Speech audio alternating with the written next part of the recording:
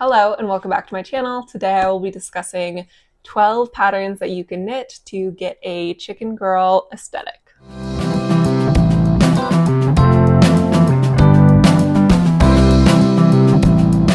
Hi and welcome to today's video. So I'm discussing patterns to get a chicken girl aesthetic today. Before I get too far, this isn't like an established aesthetic. Context-wise, I spoke about this chicken girl aesthetic, chicken girl spring, when I was talking about my spring 2024 knitting plans. I realized a lot of the inspiration I was pulling for what I wanted to make for the spring was very inspired by, images of someone with a big oversized sweater harvesting eggs and using like their sweater to hold them, or someone just holding a chicken in a nice like outfit.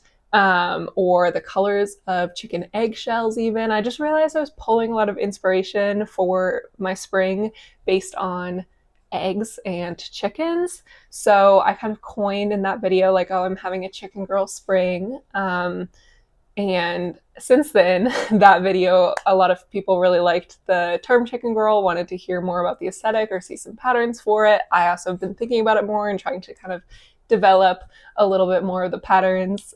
So decided to bring that today with a little bit of pattern roundup and talk a little bit more about what I see as chicken girl. It's not revolutionary, of course. It's kind of just like, if I had to define it with existing aesthetics, I would say it's kind of a casual cottagecore. Like cottagecore is encompassed by a lot of large skirts and dresses and a lot of like fanciful things. Oftentimes it has like corsets, and it can go very extreme and be like very involved, or it can just be like a dress that you'd wear just like out if you had like a little bit more land and lived in a little cottage and were caring for your animals in a nice outfit, or like going on a daily walkabout in a pretty outfit. Like that's kind of the heart of cottagecore. It can go to very extremely fancy, where it does involve like corsets and very, very floral outfits. I'd say floral print is a huge part of cottagecore. Or it can be more casual. So chicken girl is kind of like a casual cottagecore. Generally, the outfits are less complicated, more oversized. The color palette is a little bit earthier. Like it still fits in kind of a more pastel earth colors palette of cottagecore, but it's even earthier and more muted in a lot of ways. So the image I'm trying to conjure with chicken girl is like a nice outfit that you could frolic in between harvesting or collecting your eggs for the day, feeding your chickens, and kind of doing your chicken upkeep chores. I've never owned chickens in my life. I've been around chickens, but I've never had to take care of chickens. So I also know that this is like a very idealized image of owning chickens. So I know the majority of people who own chickens would probably laugh at me for saying like, oh, your little dress for frolicking while you're dealing with chickens. I know someone once commented like, I thought of you while I was like cleaning out rotten eggs from my chicken coop or duck coop. So recognize it's a little bit out there, or impractical, I should say, but aesthetics are kind of meant to be impractical. They are definitely an idealized version of anything like cottagecore life or living in a cottage. You're not always going to be wearing beautiful dresses. Same goes for like chicken girl or any aesthetic. So those are some of my disclaimers. I did also want to say before we really get into it that I know some folks don't like the use of girl to describe an aesthetic, for saying, chicken girl or granola girl, and see it as kind of like a little bit age exclusionary or a little bit gender exclusionary. To me, the way I am using chicken girl is the same way a lot of people have used granola girl, tomato girl. Like it's a gendered word, but I'm not using it in a gendered way. Very similar to how, I say, hey, you guys all the time. I'm not just talking to men or guys. Like I'm talking to a whole group of folks, regardless of gender within that. I'm using that the same way for Chicken Girl, but I know some people don't want to be referred to as a girl or refer to themselves that way. So if you want to use this aesthetic or coin it, like I think you could also call this Cottagecore or Chicken Core or anything else that makes it feel more inclusive of you. Like feel free to refer to it that way. I'm going to continue using Chicken Girl just because that's kind of what's like stuck in my brain. Um, that's just like it's in there deep now. I don't think I can get it out.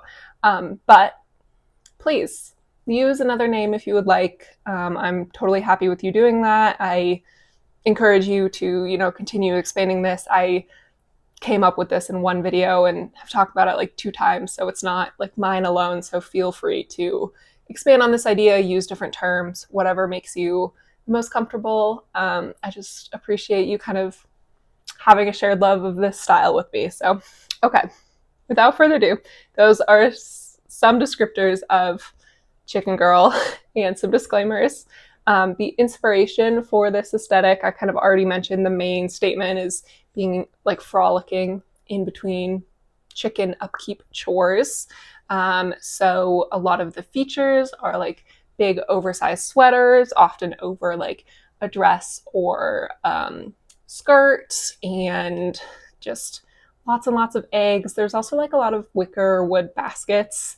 You don't need that. Or like hats, shoes are always like Blundstones or Birkenstocks or clogs, just like simple slip-on, hardy shoes that are cute, like don't look horrible, but also are easy to wear. And yeah, simple shoe wear, I'd say, is a big part.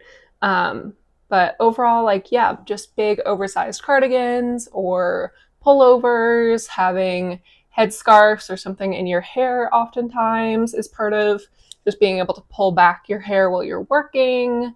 Other features, like some folks have like cute little accessories to keep their hands warm in the morning while they're collecting all the chicken stuff, or nice wool socks to wear with your Birkenstocks or your Blundstones or clogs or whatever shoe wear fills your Chicken Girl dreams. Little baskets or just like little things to hold eggs. Lots of little elements like that to make a pretty simple outfit. I'd say it's like pretty uniform. There's also like you can wear overalls and have, a cardigan under that, or a normal sweater, or just like a t-shirt. In the summer, like, yeah, loose stuff. I think like the main features are loose pieces, which I love, practical shoe wear, and then like some element of whimsy, or I don't know why I always say whimsy. I never use whimsy in my normal life, but I feel like every single aesthetic video I have to say it at least once, but some element of like, I don't know, fancifulness that just, you're using a hair scarf to tie your hair back instead of throwing it in a bun, or you're wearing a dress, or you're wearing a nice cardigan, like something to add an idealistic, like, yeah, romanticized vision of what you're doing, but still keeping it generally pretty practical for being outside doing stuff. So that's kind of like the aesthetic, I feel like. I'm not perfectly describing this, but it's also not like a perfectly articulated thing because it's mostly in my head. I do have a Pinterest board that I'll link down below where I've kind of been saving things that remind me of Chicken Girl or what I think it is. It can definitely continue to be expanded, but like, yeah, just very simple mostly, but then something to add like a little bit of fancy. But a lot of the color palette that like has spoken to me for this aesthetic is actually the colors of different chicken eggshells. So there'll be a picture up. I've shown this picture before. It was a big part of my spring knitting plans, but chicken eggs come in a variety of different colors, and they're really beautiful color palette. Like it's a pretty muted color palette, and then very like pastel, very earthy a lot of the time. So there's like kind of terracotta colors, some nice like deep, almost this color even, like pinkish eggs. There's obviously like a white or cream, lots of varieties of cream in there since it is like eggshell colored. And then some nice blues as well, or like almost teal or a seafoam color in there. And then, yeah, just a variety of beiges and creams, and even some like olive toned eggs. So, variety of like different tones. But generally, it's a pretty like muted color palette. And then pretty earthy. It's like light earthy colors, if that makes sense. So it's not like super, you're not going to find like a deep, deep brown. Maybe that could be added in as like an extra color, but generally what has spoken to me for Chicken Girl is like light earthy colors that are more muted, because I guess earthy is kind of already muted, but light earthy colors. And yeah, I think this can be expanded a lot, like I've said in other aesthetic videos. Like, even though, maybe a dark brown doesn't fit into the palette I'm specifically describing, adding it in as like an accent color or something could be something really great. And even like, I'm wearing a Chicken Girl outfit right now, my attempt at one, and I have dark brown buttons. So it's not like this is not a super defined or like super tight color palette, but generally like, yeah, light earthy tones. So kind of the inspiration and as much of a definition as I can give of this aesthetic, given that it's just from my head. But let's get into some pattern inspiration for what I could see as like how to knit an ideal or dream Chicken Girl wardrobe. So the first element of a lot of Chicken Girl outfits is a head covering of some kind. So, I've braided in a headscarf. You could do like a normal head kerchief, like a hat, lots of different elements or options. So I've pulled 3. I do have a full Ravelry bundle that'll be linked below of Chicken Girl patterns and inspiration. There's a ton more on there, but I've pulled 3 for this video. So the first pattern to talk about for the Chicken Girl inspiration is a really recent release, and it is called Overgrown by Lanaya Elizabeth. This is a really nice little headscarf. I really like the shaping of it, and then it's got some nice leaves right at the edge, made out of lace work. It is knit in fingering weight, and yeah, one size just to cover your head. And yeah, very delicate. It was originally knit in linen, but I think you could knit it in kind of any scrap yarn. It uses only 100 meters. Yeah, 100 meters of fingering weight yarn. So if you had like an extra skein of something, or even half a skein or less, I think this could be really beautiful to use it up. And yeah, get your hair out of your face in a like cute, more like, I'm gonna say whimsical again, but whimsical way. So that's the first pattern. That again is a really new release as well. Next pattern I will talk about for a head covering is the Violetta bandana. This is by Alexandra Solowianiuk. She's also known as Vert and Rose. And this is also a really new release, and it's just a really nice bandana as well. It's got double knit cords on the sides so that you can tie it around your head without knitting the whole bandana to fit around your head. She styled it to where she's tied it around at the bottom too, but you could just tie it around like a normal kerchief, or wear it around your neck. And it is DK weight and uses 100 yards as well. So very reasonable amount of yarn, and it's got just a really cute texture detail throughout, which I think she also has a sweater in. But yeah, a very cute, it's cables. So it's a little cabled piece, and very cute, very simple, would just add whimsy while being practical to get your hair out of your face. And I'm really sorry for how many times I say whimsy. Take a drink every time, or knit a row every time. We'll see. But so yeah, there's that one. And then the final one that I will showcase here is the Grow hat. This is by Fiber Tales, and it's just a really nice, simple cap for the winter, or, a cold morning when you're out feeding your chickens. And it's overall pretty simple. Like, there's not a pom-pom. It's not like a super high top. It fits your head pretty well, or at least it's supposed to. I'd probably make it too big, but it's supposed to fit your head pretty well. And then it's got these really nice leaf details though. I think they're made with cabling. and it just makes like a really lovely practical piece, but has also got this like added element to make it just a little bit fancier. It's in DK weight and uses 175 to 219 yards. And yeah, it's just beautiful. I can definitely see like, I think it'd be so fun to wear this in the mornings when you are pretending or actually harvesting eggs, feeding chickens, doing all the actual chicken girl chores. So yeah, that's kind of the first set of head covering patterns. There's a ton more I could talk about, you know, also doing like a cute little balaclava or something like that could be really nice. And there's more in the bundle, but those are some I wanted to feature here. The next element of the perfect chicken girl outfit is an oversized sweater, preferably that you then wear over a skirt or a dress, but you could also just wear it with jeans or whatever makes the most sense in your life.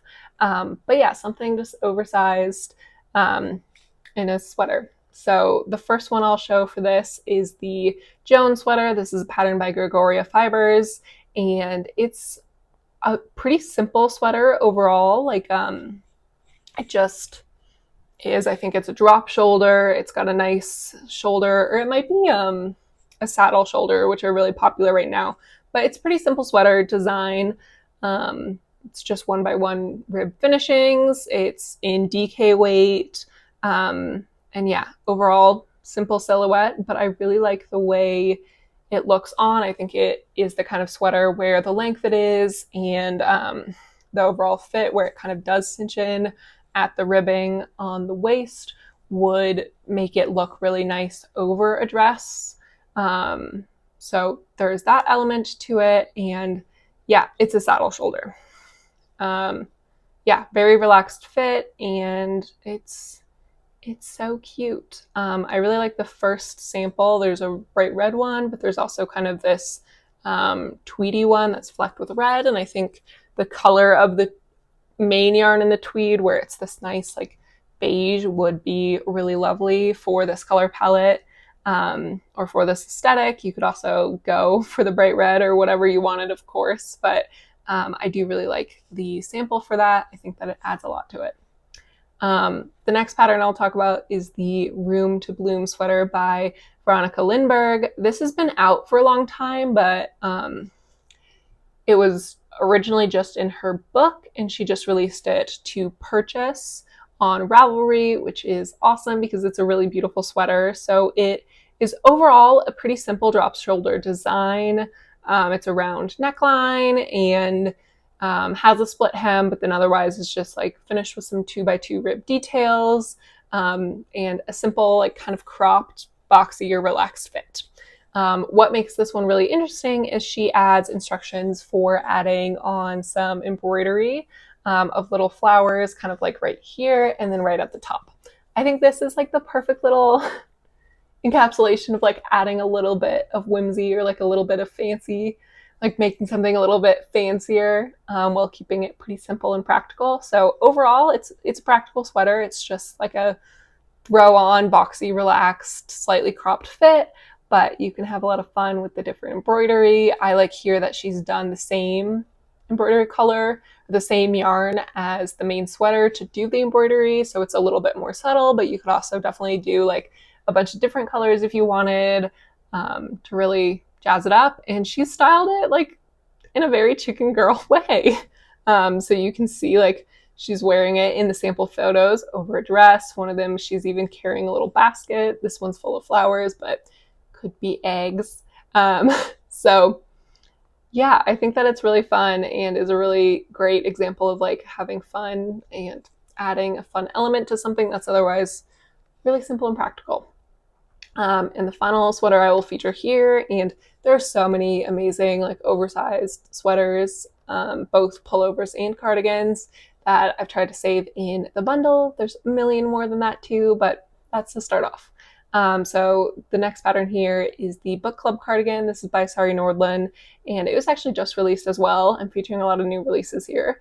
And it's a beautiful all over cabled cardigan with a really nice double knit button band. And it would be a lot of work. It's a lot of different cables, but it would be a lot of fun to knit this. And I really like that this cardigan has pockets, perfect for eggs. So yeah, it's just a simple, wonderful cardigan made out of DK or worsted weight yarn, so it would knit up a little bit quicker, and is overall just like a really nice piece. Don't have too much to say about it other than like would also look cute over a dress or just over some nice comfy pants, whatever you wanted to wear for egg harvesting or just to pretend you're going out to egg harvest. So yeah, those are the oversized sweaters. Again, there's tons more, but let's start off. Another, I think, essential piece of a nice chicken girl wardrobe is to have some looser pieces for warmer weather. So I found a few, there's a ton more, but essentially like being able to, once it gets warmer, still work outdoors, have the looseness and the flowiness. Like there's not really anything fitted in my depiction of chicken girl. Like everything's looser. Just that's what I like. That's what I've seen.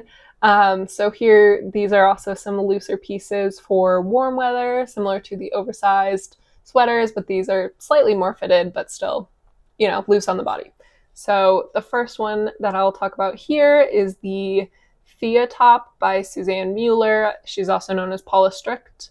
And it's just a really nice like O-neck tank top with 1x1 rib finishings. Very simple. I like that she styled it with like a pair of high-rise wide leg leggings, wide leg jeans. But this would look, again, really nice with a skirt or something like that, and be practical for staying cool while you're doing different chores, but still it's just something nice because it's like nicely finished with the knitting. And I love the way like knit fabrics look for like summer fibers. Like I love the way a knit linen or a knit silk looks. And this piece has that look. Of course, that varies based on what fabric or what yarn you choose to knit with it, but generally you should knit with summer fiber if you're making a summer garment, just to stay a little cooler. Wool is temperature regulating, but it is still warm. So I really like the way that this one looks. I like the color a lot of just like, she went for just a white for the sample, and I really like that. So yeah, I think that would be wonderful to do. Keep you cool while you're doing your chicken chores. The next pattern is the Farnham Tee by the Knit Pearl Girl. This is like a nice t-shirt with stripes. It's overall pretty simple. I love the like shoulder detail where the stripes meet up with each other. I think that's really smart. I don't know how she managed to do that for every single size. That's really impressive. So I think that it's a really well finished t-shirt, but overall it's just a simple t-shirt with some nice stripes. I think that this is perfect to like maybe put under a pair of overalls, or, you know, wear a skirt with. I'm going to say it, wear a skirt with every single piece on here. Sorry. But yeah, overalls or a skirt or something like that. It's just a really simple t-shirt overall though, and it's a DK weight. I didn't mention for this one, the Thea top is a worsted weight. And the final kind of loose summer garment is the Margot top. This is patterned by Gregoria Fibers, and I think that this one's just really, I don't know, something about it. I saw someone knit it a while ago, and it's just really beautiful. It's a textured piece with some lace details as well, so it's got a lot of eyelets, so there's a lot of ventilation, and then it's just like alternating 2x2 ribs, and it is really beautiful. I'm really tempted to make this for myself actually. And then it's kind of like a boat neck or like a straight neck at the top. So it's very simple overall. The texture, well, there's a lot of stuff going on, would be simple to achieve, and then the fit of it's very simple as well. It's basically 2 squares with probably some shaping, but generally it's like 2 square panels, which is really nice. Very, very simple. I love a simple. So yeah, It's a really nice tank top, and would again look great with a skirt or a pair of jeans. She styled it, but adds like something really nice. It just looks really nice, but could still be very practical while you're doing your chores. And this is a DK weight top.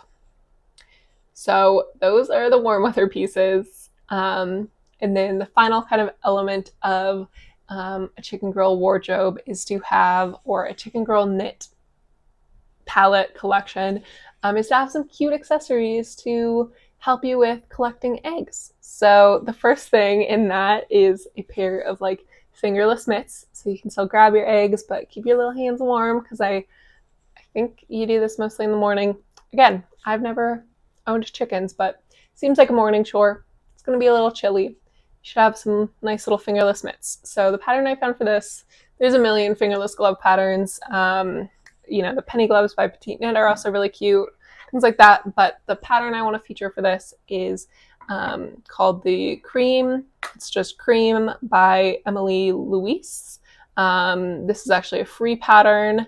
And it is in French and English, so just look to make sure you choose the correct language for you. And it's just a really nice glove pattern, and it's free, which is awesome. I love the 2x2 rib detailing. I also love, like, at the very top, it's just a normal cast off, very similar to the Eva cardigan, where you finish the 2x2 rib and you just do a normal cast off. I've been loving the way that looks lately. I think that it is like practical and simple, adds like kind of this braided element at the edge, but still is just something easy, practical but cute. Is kind of elevated practical is the goal here, and I think having that detail at the top really has that. And then otherwise, it's just really simple pattern in fingering weight, and it's really beautiful, and it's free, so you can't beat that. So recommend checking that one out. The next thing I'll talk about is the gingham pouch. This is by the Petite Knitter, and it's just a tiny little pouch with color work, and I can just imagine like putting eggs in it. It's so cute. Oh my goodness. But yeah, it's just a simple knit pouch that, it's featured collecting flowers, holding socks. I want to collect eggs in it, as I've said, and again, it's fingering weight, and yeah, it's just super cute. The perfect little harvesting basket, or like whatever your little trinkets are, or whatever you're harvesting. As long as it's little, you can put it in this little pouch. So cute. So yeah, and then the final pattern that I will talk about for Chicken Girl is the pressed flower socks. Again, harvesting eggs, or why do I keep saying harvesting? Collecting eggs or feeding chickens or whatever the chores. It's typically done in the morning. It's going to be cold. Your feet might be cold. So having a nice pair of knit socks is very practical, especially if they're really cute and they can poke out of your Birkenstocks or your boots or whatever you happen to be wearing to do all these chores. Have some nice little hand knit socks that make you happy, that poke out. And for me, I love the way the pressed flower socks look. I think that they're such an amazing pattern. I've knit them once before for a sample knit, and yeah, they are like this perfect practical sock item, but with just such a nice added whimsy. They're also like very structural. I found them to be very like structurally sound, because it's doing a lot of slipped stitches and things like that, which adds some strength to your knit fabric if it's not just stockinette. So these could actually be a little bit more practical to have the slip stitches and different color work to add some strength. If someone disagrees with me, let me know. But that's kind of what I think. Like the fabric felt sturdier, felt like it would hold up to more because you're dealing with two different colors alternating there, and then you're slipping your stitches as well. So it just feels like a sturdier piece once you're done. So yeah, I think that it could actually be slightly more practical than like a simple stockinette sock for hard wearing, but it's very, very beautiful and has that like elevated practical elements to it. So yeah, All right, those are the patterns I wanted to talk about today. Um, Thank you for expanding on Chicken Girl with me. I really appreciate you watching. If you have some patterns you want me to add to the bundle I've created, again, that'll be linked below if you want to check out. I think there's like 50 patterns on there, so please check those out as well. I'll also link the Pinterest board I've made to kind of start compiling Chicken Girl looks. If you want to continue expanding on this down below, please let me know, like a pattern that you think should be on there, or if this aesthetic or style resonates with you, like what's your ideal Chicken Girl outfit? Let me know. But overall, thank you for being here, and I will see you again next week. All right, bye.